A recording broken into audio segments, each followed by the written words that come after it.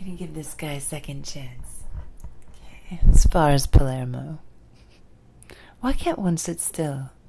Here in Sicily it is so pleasant. The sunny Ionian Sea, the changing jewel of Calabria, like a fire opal moved in the light.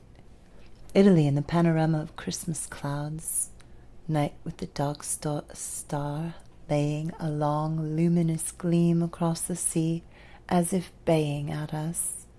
Orion marching above. How the dog star Sirius looks at one. He is the hound of heaven, green, glamorous, and fierce. And then, a regal evening star, hung westward, flaring over the jagged dark precipices of tall Sicily. Then Etna, that wicked witch, resting her thick white snow under heaven, and slowly rolling her orange-colored smoke. They call her the pillar of heaven, the Greeks.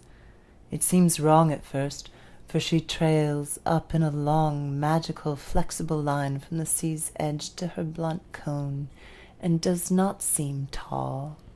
She seems rather low, under heaven. But as one knows her better, awe and wizardry, remote under heaven, aloof, so near, yet never with us. The painters try to paint her, and the photographers to photograph her, in vain. Because why?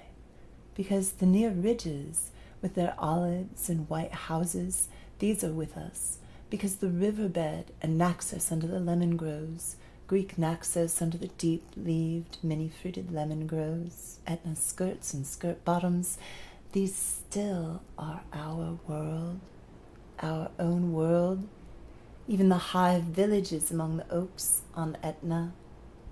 But Etna herself, Etna of the snow and secret changing winds, she is beyond a crystal wall.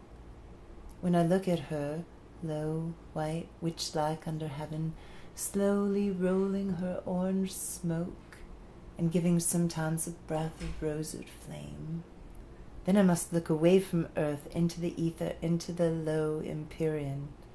And there, in that remote region, Etna is alone. If you would see her, you must slowly take off your eyes from the world and go naked, seer, to the strange chamber of the empyrean, pedestal of heaven. The Greeks had a sense of the magic truth of things. Thank goodness one still knows enough about them to find one's kinship at last.